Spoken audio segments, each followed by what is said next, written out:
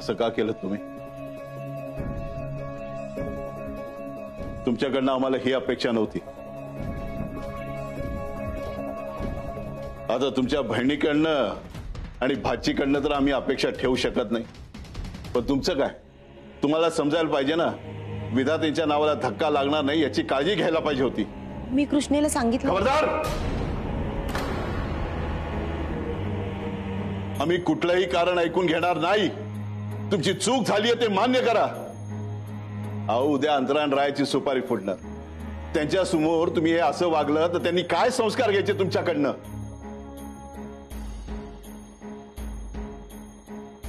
ह्या गुलीत अशा बघते त्या गाडीचं काय सांगतात काय भाऊसाबासनी?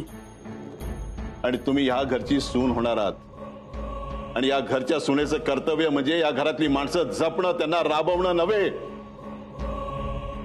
कृष्णा आणि तिचे मामा मामी यांना आम्ही या घरचे सदस्य समजतो. ते तुमच्या घरचे नोकर नाहीयेत. भाऊसाहेब असं काय करताय? एकीकडे घरातली माणसं म्हणताय आणि दुसरीकडे काम सांगितलं म्हणून रागावताय. वय नाही हो, नाही, आम्हाला खरंच काय वाईट वाटलं नाही. जाऊ द्या, ते शे सोडून. असं कसं सोडून द्या? हा सोपानारे, असं कसं सोडून द्या? त्या मोठ्या साहेबांसमोर नोकरासारखी कामं सांगितली त्यांनी कृष्णाला.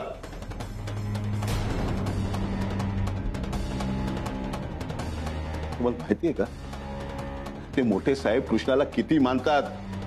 या कृष्णाच्या नकाची सर नाहीये तुम्हाला. किती मान देत होते साहेब त्या कृष्णाला. आणि अशा पोरीला तुम्ही खरकटी उष्टी काढायला लावतात. आत्ताच्या आता तुम्ही कृष्णा आणि आशाची माफी मागायची. मागा माफी.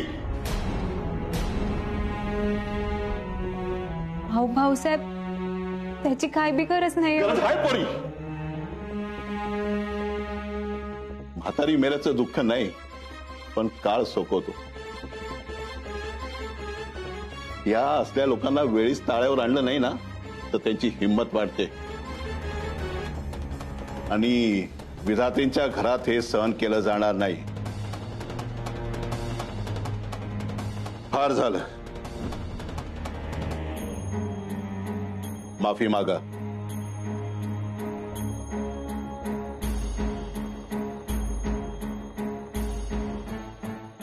माफी मागा.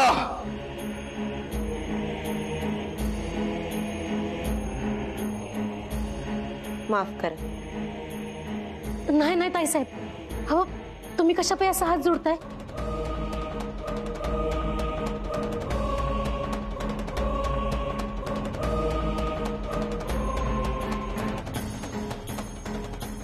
आशा,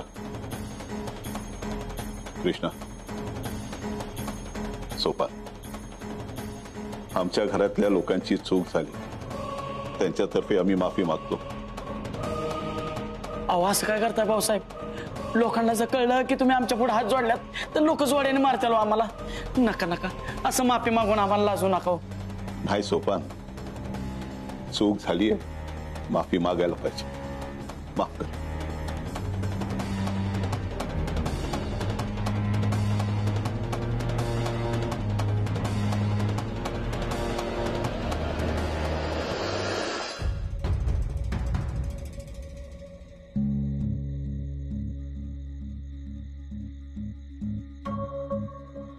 बघितलंस कृष्णे, भाऊसाहेब किती मोठ्या मनाचं आहे ती. तरी मी त्या गुलीला हजारदा सांगत असते की माझ्या कृष्णेला काम सांगत जाऊ नग, सांगत जाऊ नग, पण नाही. आज तिच्यामुळे त्या रंजनावानीचे ऐकून घ्यायला लागलं. खर तर तिची चांगली जिरवाय पाहिजे होती. काय ग कृष्णे? कृष्णे, हा अगं कुठं हरवल्यास तू? हा, त्या साहेबांसमोर तुझा अपमान झाला म्हणून नाराज आहेस का? नाही नाही, माझं मान अपमानाचं काय बी नसतंय बघ. मग त्या रंजना मावशींना सगळ्यांसमोर माफी मागावी लागली हे काय माझ्या मनाला पटलेलं नाही. गुले, मला काही पटलेलं नाही बघ. अगं त्या लायकी नसलेल्या मामी भाचीची माफी मागायला लागली रंजीला. अगं कुठं रंजी आणि कुठं त्या मामी भाची? असा संताप होत होता का नाही रंजी त्यांची माफी मागत होती तेव्हा. भाऊसाहेब समोर होतं म्हणून, नाहीतर सोडलंच नसतं बघ त्यासनी. तिचं नशीब लई चांगलं आहे ग. म्हणूनच तर मी जेवढा तिचा अपमान करते का नाही तेवढं तिला जास्ती मान मिळतोय बघ. आता हीच बघ की रणजी बी मलाच कावणार आहे का? कारण मीच कृष्णेला कामाला लावली आणि त्याच्यामुळेच रणजीला माफी मागायची वेळ आली. खरंय तुझं. वहिनी साहेबांनी नव्हतं सांगायला पाहिजे माफी मागाय, त्या मुलीला सांगायला पाहिजे होतं. तिनेच तुला ताट उचलायला सांगितले ना का? मामे, खरं तर अगं कुणालाच अशी माफी मागायची गरज नव्हती. आपण त्यांना मदतच करायला गेलो होतो ना, मग त्यात कमीपणा काय? गा असं कसं कृष्णे? त्यांनी मला सांगितलं असतं तर काही वाटलं नसतं बघ, पण त्यांनी तुला त्या साहेबांसमोर ताट उचलायला नव्हती सांगायला पाहिजे. जाऊ दे, त्यांची चूक त्यांना कळली ना का? तुम्ही आता एवढा विचार नका करत बसूस. आणि तसं बी भाऊसाहेबांसमोर कुणाचं काय चालतंय तेव्हा. पण कृष्णे, तू बाकी काय बी म्हणा, तुझा तो साहेब लई भारी माणूस आहे बघ. दिसायला एकदम देखना आणि स्वभावाने बी लई चांगला आहे. त्याला खरंच तुझं कौतुक आणि आदर आहे. त्याच्यामुळेच समध्यासनी तुझा मान ठेवायला लागला. पण तो साहेब बी कृष्णेला एवढा मान का देतोय तीच मला कळना झालंय. त्या दिवशी जर अंतरा गेली असती का नाही मीटिंगला हॉटेलावर, तर या कृष्णेला कुणीच विचारलं नसतं. तीच तर सांगत्या तुला, तिचं नशीब लई जोराव आहे बघ. लई दिस नाही चालायचंय. त्या साहेबांना तिचं किती बी कौतिक करून दे आणि त्याला ती कृष्णी किती बी आवडून दे, लई दिस नाही टिकायचं. तू नग काळजी करूस, थोड्याच दिवसांचा प्रश्न आहे. आता गुली असा काय डाव टाकणार आहे का नाही की ते अशी बघतच बसणार आहे. लई शिकवून लई मोठी करून मोठ्या घरात लगीन करून द्यायचं होतं ना का तिला. पण नाही, तिचं सपान मी मातीत मिळवलं का नाही तर नावाची गुली नाही मी. तू नुसतं बघच आता मी काय काय करते ते. कृष्णे, तुझं यशी झालं का नाही की त्या साहेबांसारखाच मुलगा बघणार आहे मी तुझ्यासाठी. देखना, रुबाबदार आणि तुझी काळजी करणारा. मामे, जगातला कोणता बी मुलगा बघ, पण तुझ्यासारखी काळजी माझी कोणच घेऊ शकत नाही. गा असं कसं? त्याला माझ्यापेक्षा जास्त काळजी घ्यावीच लागल तुझी, नाही तर चांगलंच बघीन मी त्याच्याकडं. माझ्या कृष्णेला वाईट सुद्धा त्रास झालेला मी खपवून घ्यायची नाही. त्याला माझ्या कृष्णेची काळजी घ्यावीच लागल. अहो मामी, मुंजा लय दिवस झालं स्टॉलवर येत नाही. कुठं कामाला बिमाला लागलं का काय? कामाला कुठं लागतोय तवा? त्याचा येशीचा कलस असतो ना का, म्हणून जमत नाही त्याला. होय, इथं यायला जमत नाही. अभ्यास तरी नीट जमतोय का? अगं भक्ती, तिथं चर्चा तुमची झाली, नावाला तुमच्या डिमांड आली. ओ शेठ, तुम्ही नादच केलाय थेट. ओ शेठ, तुम्ही माणूस लय हाय ग्रेट. ओ शेठ, तुम्ही नादच केलाय थेट. ओ शेठ, तुम्ही काय चाललंय तुझं ही? हा, कशा पाहिजे असतोस लगीन ठरलेवानी? आधी लगीन कृष्णाचं शेत आणि मग माझं नाद करा. पण कृष्णाचं कुठं नाद करा, कृष्णाचा कुठं. उई, नाद करा, कृष्णाचा कुठं. नाद करा. काय लावलंयस तू? हा, अरे नाचतोयस कशा पायी आणि मला कशाला बोलवलंय ते तरी सांग की. क्लासच्या परीक्षेत तू ना चांगल्या मार्काने पास झाली. टाळ्या. खरंच? बघू. मामी, गुणाची माझी बायती. परीक्षेला एक तास उशिरा जाऊन बी तू चांगल्या मार्काने पास झालीस बघ. अगं मामे, हे समजा तुझ्यामुळे शक्य झालंय बघ. तू जरी येळेवर माझं हॉल तिकीट आणून दिलं नसतंस ना, तर मला ही परीक्षा देताच आली नसती बघ. तुझं उपकार कसं फेडू हेच समजना झालंय बघ मला. चल येडी. अगं, हाय कुठं आपल्या पोरीवर उपकार करते वाय ग?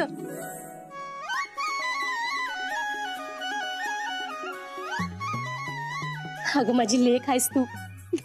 मामी, आज तर पुरणपोळ्या झाल्याच पाहिजेत. वय वय करणार की. अरे या आता घरी जाते आणि पुराचा स्वयंपाक करायला लागते बघ. एक मिनिट. हे माझ्या रिझल्टचं झालं. तुझा रिझल्ट कुठे आहे? दाखव. अरे बोल की. हाय का आता? काय नापास झालायस का? नाही नाही नाही. अरे मग बोलशील का आता? आशा अव आपली कृष्णा कलाश 80च्या परीक्षेत चांगल्या मार्कांनी पास झाल्या. आया आया जगात एक नंबरची बातमी आणली. अशीच यशस्वी हो, लय मोठी हो बघ, लय मोठी.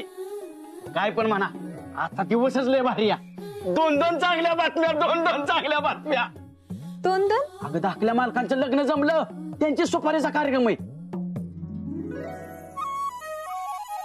आणि भाऊसाहेबांनी आपल्या अख्ख्या कुटुंबाला बोलावलंय. भाऊसाहेब म्हणजे स्वप्न, तुझं अख्खं कुटुंब आल्याशिवाय सुपारीचा कार्यक्रमच होऊ शकत नाही. कुठल्या पोरीचं नशीब फुटलं? हे मुंजा हरा असं बोलू नाही र. अरे धाकल्या मालकांचं मन बी भाऊसाहेबांनी एवढं चांगलं आहे बघ. अरे लई चांगला स्वभाव आहे त्यांचा. चांगलं म्हणजे आई एकच नंबर आहे त्याची. बर तुम्ही आवरा पटापटा, चला लवकर. मी आलो असतो पण मला क्लासला जायचंय, मी जातो. अरे थांब, तुझ्या रिझल्टचं काय झालं ते तरी सांग की मला. हाय का गेलं तसंच निघून? मंडप सजलाय दारी, सुनील दिसतोय भारी. कसं काय पप्यावर चढ. सुनील काय म्हणते साहेब? पाहुण्यांच्या बसायच्या व्यवस्थेचं काय झालं? ते भाऊसाहेब तयार होत आहेत, ते तयार व्हायच्या आधी सगळी कामं झाली पाहिजे. सुपारीच्या अगोदर सगळी व्यवस्था चोख बाजाव, तू काळजीच कर नका. सुनील आहे तर काळजी नाही. हा चल ग गुले. पप्या चल. राया, ए राया, कसल्या भारी दिसताय आत्या. कोण शिजतया? छान दिसताय, छान. हा मग मी आहेच छान. अगं तुझा सासरा मला बघायला आला होता, तो माझ्याशीच लगीन करीन असंच म्हणून बसलाय आणि रुसला. पण काय ग, आपण एवढं नटून थटून बसलोय, पण ज्याची सुपारी फुटणार आहे तो कुठे? हा इकडं.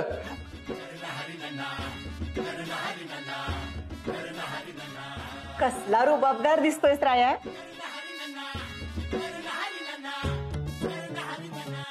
दादा हा एक नंबर दिसतोय. क्या बात आहे. आज अंतरा तुला बघत राहा नुसती, बघच तू. का वहिनी म्हणाय तुझी जीभ झडली होय र. या घरची सून होणार आहे, तवा आदराने बोलायचं. हा हे बरं ऐकू गेलं म्हातारीला. होय होय अंतरा वहिनी म्हणतो बस. गोड दिसतंय माझं पोर ते.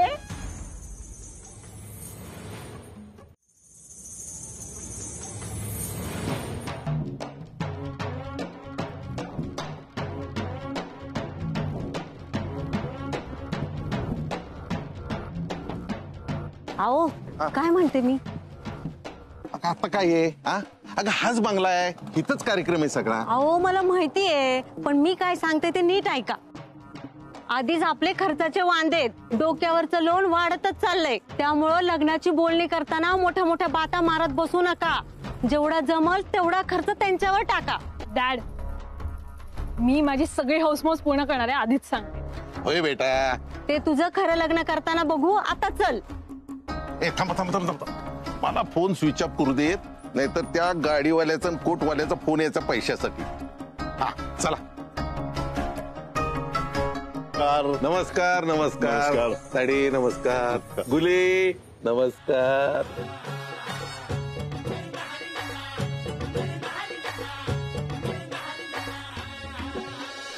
ए कृष्णा पटापटा उरका, 0 मिनिटात माणसं येतील. आले आले आले. ए आले, इकडे इकडे.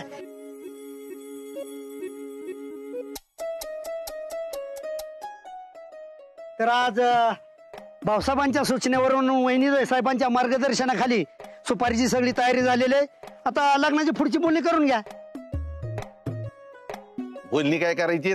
घरातलाच नवरदेव आणि घरातलीच नवरी, मग पुढे काय बोलायचंय? त्यापेक्षा ह्या महिन्यातली शेवटची तारीख ठरू आणि येऊ बार उडून. काय म्हणताय भाऊसाहेब? हो काही हरकत नाही. तसं बी आम्ही आजपर्यंत घरच्यांच्या इच्छेआड कधी गेलेलो नाही. आता आमच्या रायाला अंतरा पसंत आहे, आमच्या ह्यांना पसंत आहे, तर सुपारी फोडून तारीख ठरवून टाकू. हो खर्चाचं बोला की. कसं बोलायचं आपण? काय चाललंय तुमच्या नवरा बायकोचं खुसूर खुसूर? अहोंच लग्नाचं खर्चाचं काय करायचं? आम्हाला नाही पाहिजे आपणार लग्नाचा खर्च एवढा. ही गुली आहे नव का? मोबाईल शांत बसा की जरा. एक महत्वाची गोष्ट सांगायची. लग्नात सगळ्यांचा मानपान योग्य प्रकारे राखलं जाईल असं लग्न झालं पाहिजे. पण भाऊसाहेब खर्चाचं काय करायचं?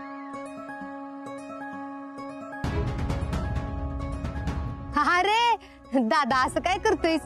इथं त्यांच्या घराशी सोयरीक जोडतोयस म्हणले खर्चाची कशाला काळजी करतोयस? अरे भाऊसाहेबांनी गावातल्या पोरापोरींची लग्न थाटामाटात लावून दिल्या ती, आणि ही तर घरातलं लग्न आहे, आणि स्वतःच्याच लेकाच्या लग्नात असा आकडता हात घेतली का? हा, तू नका काळजी करूस खर्चाची. आमचं कर्तव्य आणि जबाबदारी आम्ही चांगल्या प्रकारे पार पाडू. रायाचं लग्न दणक्यातच होईल. लग्नाचा जो खर्च आहे तो आम्ही करू. असं नाही भाऊसाहेब, आम्हाला सुद्धा या लग्नाच्या खर्चाची संधी दिली पाहिजे. आमच्याकडे काय पैसा कमी वे? हा, अहो एवढी करोडीची संपत्ती कमवली आहे, ती आंतरराष्ट्रीय मालकीची आहे की. अहो आता भाऊसाहेबांना करायचाच आहे खर्च, तर करू द्या की, त्यांचं कशाला मन मोडताय? असं कसं म्हणतीस तू? लोक काय म्हणतील आपल्याला? बरं ठीक आहे, तुझंही म्हणणं बरोबर आहे. म्हणजे भाऊसाहेबांच्या शब्दाचा मान ठेवलाच पाहिजे आपल्याला. भाऊसाहेब ठीक आहे, मग या लग्नाचा खर्च तुम्हीच करा. काय हरकत नाही. गुरुजी करा सुरुवात. वहिनी साहेब ओटी भरून घ्या.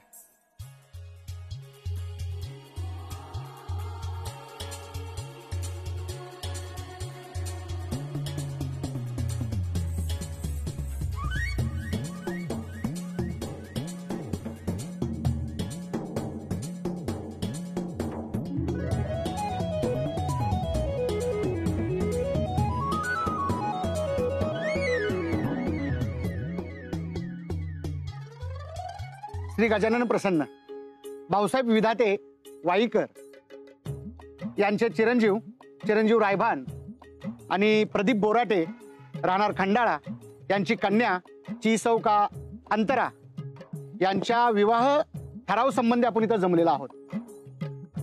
तर हा विवाह ठराव सर्वांना मंजूर आहे ना? मग सुपारी फोडायची.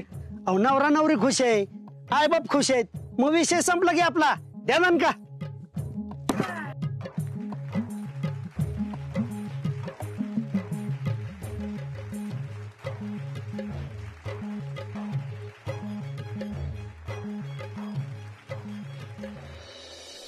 आउट कर ना. ते नाही जमत. बरं मग असं कर. अरे राया कुठे? मी नाही बघितलं. मी आपल्या वाढण्याच्या धांदलीमध्ये, मला लय काम आहेत भाऊसाहेब. बघ बघ. हा हा पड बर. राया. हा भाऊ. अरे चला जोडीने जेवायला बसा. हा आलो आलो.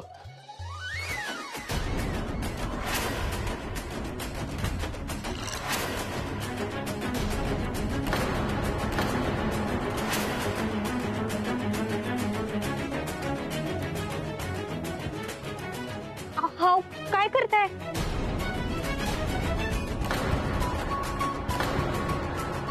अगं अंतरा, चल की जेवायला.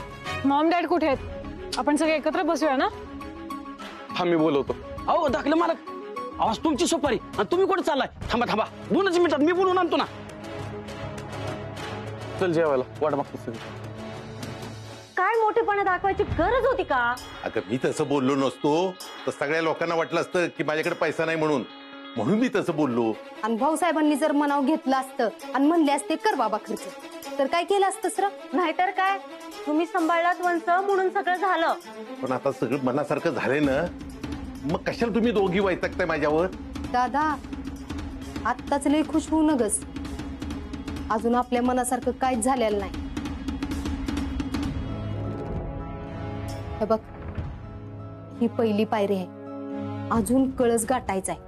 आपण ठरवल्याप्रमाणे लगीन झालं आणि समजा व्यवस्थित पार पडलं तरच म्हणायचं आपल्या मनासारखं झालं. कारण आज पेरलंय तीच पुढे जाऊन उगवणार आहे. तवर धीर धरा, कुणालाच काहीच बोलू नका. आपण सोडलं तर दुसऱ्या कुणालाच ही गोष्ट माहित नाही की रायाच्या पत्रिकेतल्या दोषामुळे त्याची पहिली बायको मरणार आहे.